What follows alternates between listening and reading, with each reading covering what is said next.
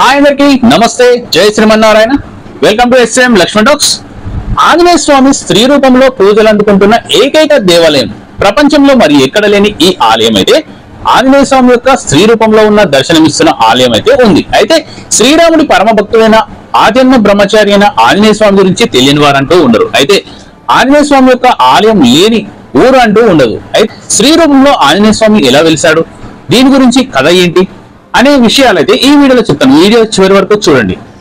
అయితే ఆంజనేయ స్వామి యొక్క స్త్రీ రూపంలో పూజించే దేవాలయము ఒకటి ఉందని మాత్రం చాలా మందికి అయితే తెలియని విషయం. అయితే హనుమంతుని స్త్రీ రూపంలో పూజించే ఆలయం ప్రపంచంలో ఇది ఒక్కటే ఉంది. అయితే ఛత్తీస్గఢ్ రాష్ట్రంలోని రతన్పూర్ జిల్లాలో గిర్జాబంద్ లోని ఓ ఆలయంలో హనుమంతుడిని దేవతా రూపంలో అంటే స్త్రీ రూపంలో ఒక దేవి రూపంలో పూజిస్తారు. ఇక్కడ పూజలు నిర్వహించే భక్తులకు ఈ ఆలయంపై అపారమైన నమ్మకం అయితే ఉంటుంది.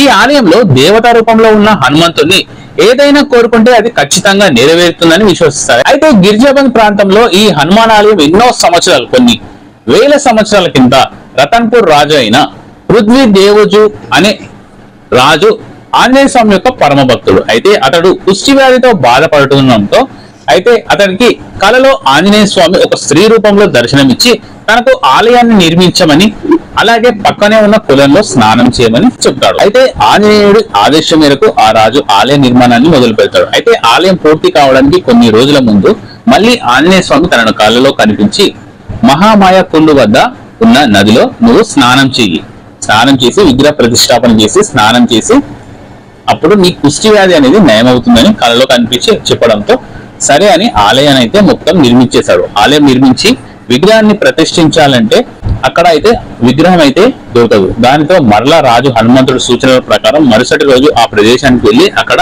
హనుమంతుడి యొక్క స్త్రీ రూపంలో ఉండడంతో ఆశ్చర్యపోతాడు. అయితే ఆ తర్వాత భగవంతుడు తనకి ఇచ్చిన ఆదేశం మేరకే ఆ విగ్రహాన్ని, స్త్రీ రూపంలోనే ఉన్న ఆ విగ్రహాన్ని, ఆంజనేయ స్వామి యొక్క విగ్రహాన్ని ప్రతిష్ఠిస్తాడు. వెంటనే తన అనారోగ్యం మంచిగా విముక్తి కలిగి ఆరోగ్యవంతుడుగా మారడానికి పక్కనే ఉన్న మహామాయకుండు నదిలో స్నానం చేస్తాడు. దాంతో అతడు ఆరోగ్యవంతుడై అనారోగ్యం నుంచి విముక్తి కలిగి ఆరోగ్యవంతుడుగా మారతాడు. దీనికి కృతజ్ఞతగా భగవంతుడికి ధన్యవాదాలు చెప్పుకున్న రాజే ఈ ఆలయాన్ని దర్శించిన వారి కోరికలు తీరాలని ప్రార్థిస్తాడు. అప్పటి నుంచి ఈ ఆలయంలో భక్తుల తాకిడి అయితే పెరిగిపోయింది. అయితే ఈ ఆలయాన్ని దర్శించుకున్న వారికి సకల పాపాలు, రోగాలు, అలాగే ఐశ్వర్యం కూడా కలుగుతుందనేసి భక్తుల యొక్క విశ్వాసం. జై శ్రీమన్నారాయణ, జై శ్రీరామ్, జై బజరంగబలి అని కామెంట్ చేసి సబ్స్క్రైబ్ చేయండి. Thank you.